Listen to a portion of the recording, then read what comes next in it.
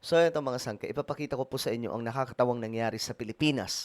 Pwede rin sabihin po natin, nakakakilabot na nangyari sa Pilipinas matapos po maganap sa kasaysayan ng ating bansa noon mga sangkay ang malaking gulo, lalong-lalo na po sa Kongreso. Ito po ay nung panahon ni ERAP na humantong mga sangkay sa EDSA 2. So ipapakita ko po natin mga sangkay kung ano ito.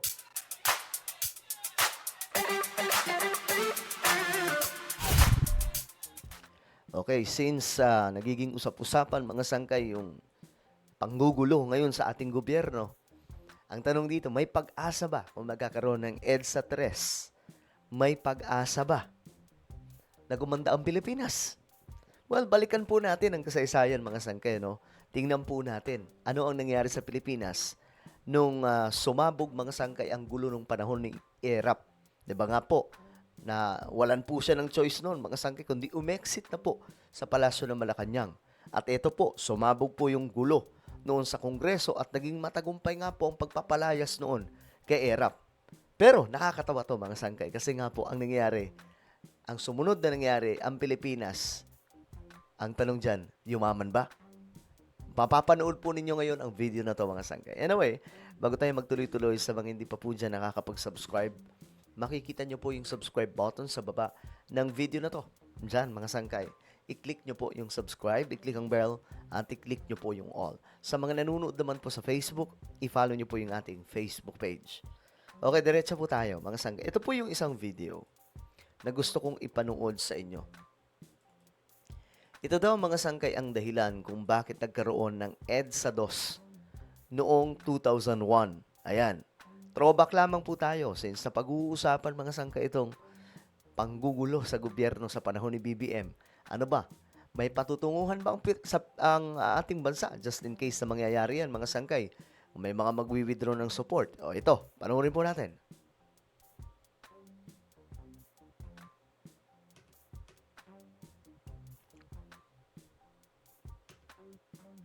So ito yung moment mga sangkay sa Congress. Ito si Villar po yan.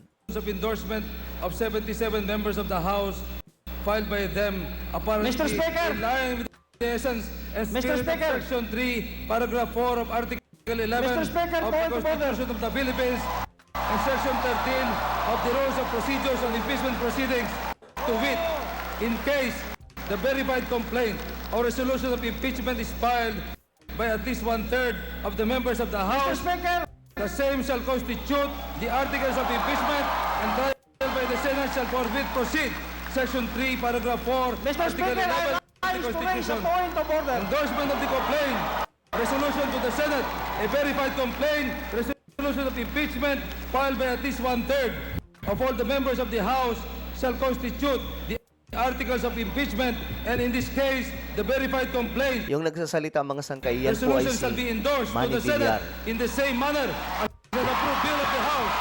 Section 13, Rules of Procedure. Yung mga nagpapalakpakan, yan po yung mga kakampi ni Gloria Arroyo at that time. Of impeachment proceedings. Accordingly, the impeachment complaint which shall constitute the articles Ang saya nila, mga sangkay, di ba? impeachment, Yung iba naman, together with the verified resolution course, of bad trip endorsement, dyan. are hereby forwarded to the Speaker. mga kakampi ni SCC ERAP. 13 November 2000. Since the Constitution mandates that when at least one Yan na. third of all the members of the House files a verified complaint or a resolution of impeachment, the same shall constitute the articles of impeachment, and the duty of the House becomes peremptory and ministerial to endorse it to the Senate for trial in the same manner as an approved bill. Accordingly, the Tamo, may yakapan pa po sila mga sangkay.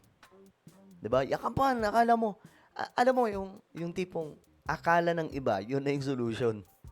Yung pag nawala si ERAP, yayaman na ang Pilipinas. Pag nawala si ERAP, ang ganda na buhay ng mga Pilipino. Pero, mga sangkay, ang tanong dyan, anong nangyari sa ating bansa pagkatapos nun? Di ba? Secretary General Diba? Ang is saya nila. immediately directed to transmit to the Senate Diba? the Ang impeachment saya-saya po nila dyan. Tingnan nyo, mga constituting the sangkay. oh. articles of impeachment together with the verified resolution Oh, of 'di ba?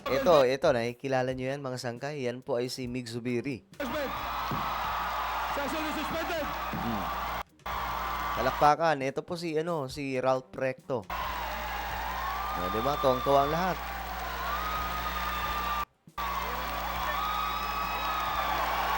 Yan, nakita nyo si Manny Villar po yan, mga sangkay.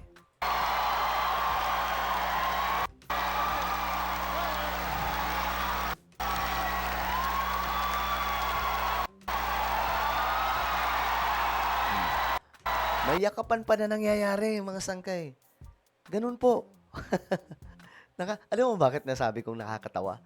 Kasi mga sangkay, akala ng iba, ito na yung solution. Yayaman ng Pilipinas. Pag nawala na si ERAP dahil sa EDSA 2, pag nawala na si ERAP dahil sa impeachment complaint, pag nawala na si ERAP dahil sa kanilang ginawa, gaganda na po ang Pilipinas. Kaso mga sangkay, ang tanong dyan, nung panahon ba ni Gloria Macapagal Arroyo, napaganda ang ating bansa? Nakapagpatayo ng maraming mga infrastruktura? Gumanda ba ang buhay ng mga Pilipino up to now?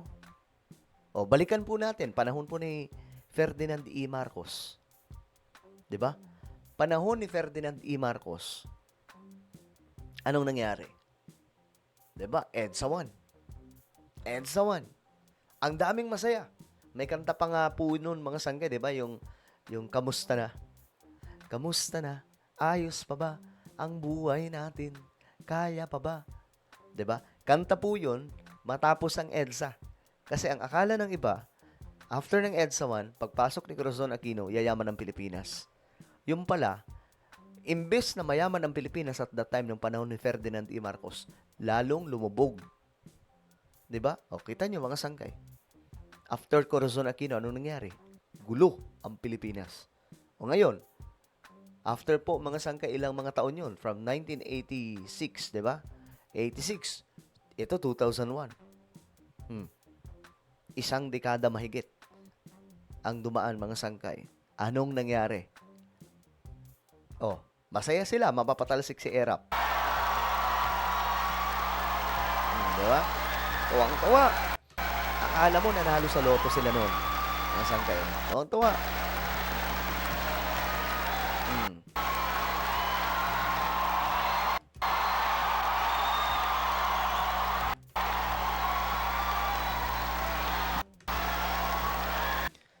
May pag-ganyan-ganyan pa po sila, mga sangkay, di ba? May iyakan pa to. Mga partida, mga sangkay, may iyakan pa to.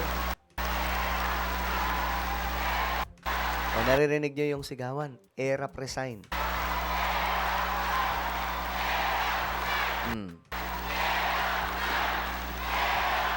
Diba? ERAP resign. Tinataas nila, mga sangkay, yung kamay. I think si Villar dito ay isang speaker.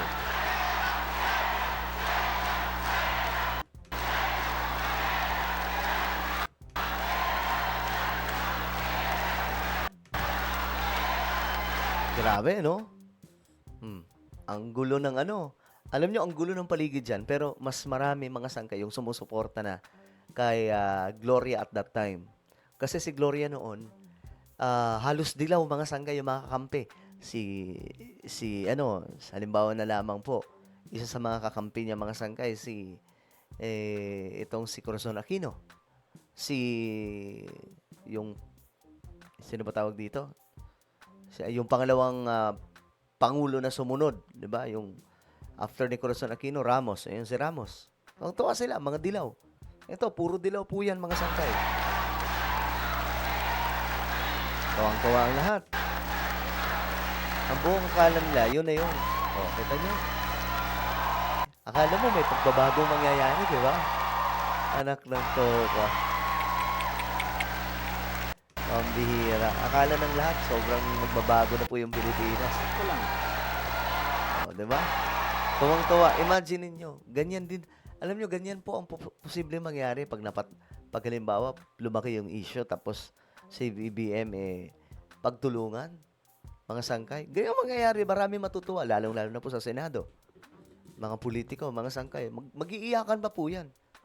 But the question is, anong gagawin nila sa Pilipinas? Payayamanin ba nila? Kapag may nawala bang presidente, yayaman na, uunlad na bang Pilipinas? Kasi ang mangyayari dyan, mga sangkay, magpapalit lang po ng administrasyon. Papalit lang. Panibagong admin, panibagong mga iipitin, panibagong gagawin. Pero mga sangkay, walang nagbago kasi ang sistema ang may problema. which is nasa 1987 Constitution. Diba? Ang gulo ng Kongreso at that time. Yung iba dyan, galit na galit. Siyempre, makakakampi na era. Parang ito, si Roy Lugoles ata ito. Roy Lugoles, tama ba? Ito si Ralph Recto. Ito si Mig Zubiri. House Yan. Speaker Ito si Belmonte ata Manny ito. Villar read the decision of the chair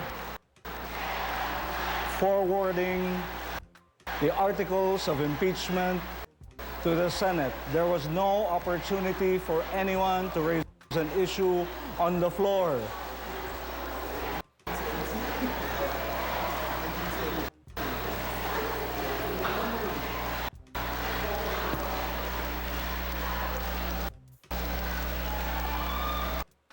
Yan ang nangyari dyan. Eto na. Tingnan nyo. Maganda. Ang nangyari dyan, nagkaroon po ng EDSA. Diba? Nagkaroon ng EDSA 2. Eto, kitingnan nyo mga sangkay. Sila Corazon Aquino to. Ayan, o. Yan. So, nyo bang mangyari ulit yan, mga sangkay? Alam nyo, nagmumukha ka tayong kengkoy sa ating bansa. Bakit? Patalsik tayo ng patalsik ng mga leader. Pero guys, wala namang kinakahinatnan na maayos ang Pilipinas. O, diba? na pilit lumaban para sa katotohanan Kita ay nyo. tinanghal namang mga bayani ng mga Oh, mga sa dilaw EDSA. po yan. Lorin Legarda. Ito, si Pimentel. Ayan po, EDSA 2. Lagpak na ang ekonomiya. Ubos na ang pasensya ng Oh, masa. lagpak ng ekonomiya. Ekonomiya pa rin ang pinag-uusapan. Lubog daw ang ekonomiya. Pagdating kay Gloria Arroyo, anong nangyari? Di po ba mga sangkay? Wala din. Nandito na sa lansangan ng hukuman at may pasya na ang taong bayan.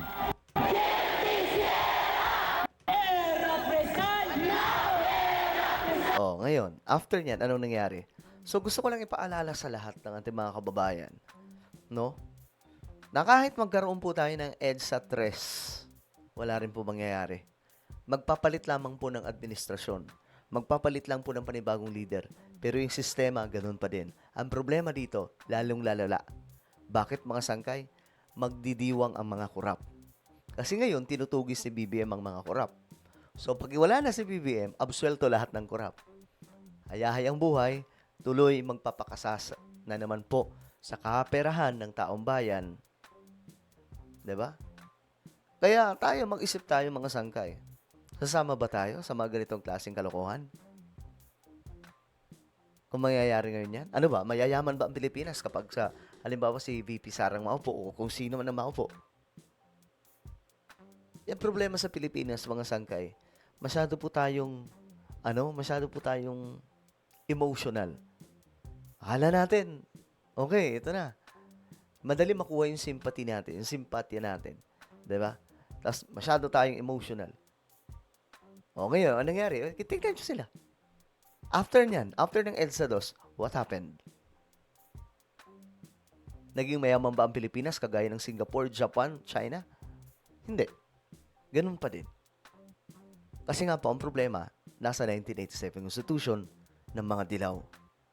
Okay? Well, kayo, mag-isip kayo mga sangkay. Ano po ang inyong opinion? Comment down below. Meron tayong YouTube channel. Ito po yung Sangkay Revelation. Hanapin nyo po ito sa YouTube ngayon din. Kapag nakita nyo na, i-click nyo po yung subscribe, i-click ang bell, at i-click nyo po yung all. Ako na po ay magpapaalam. Mag-ingat po lahat. God bless everyone.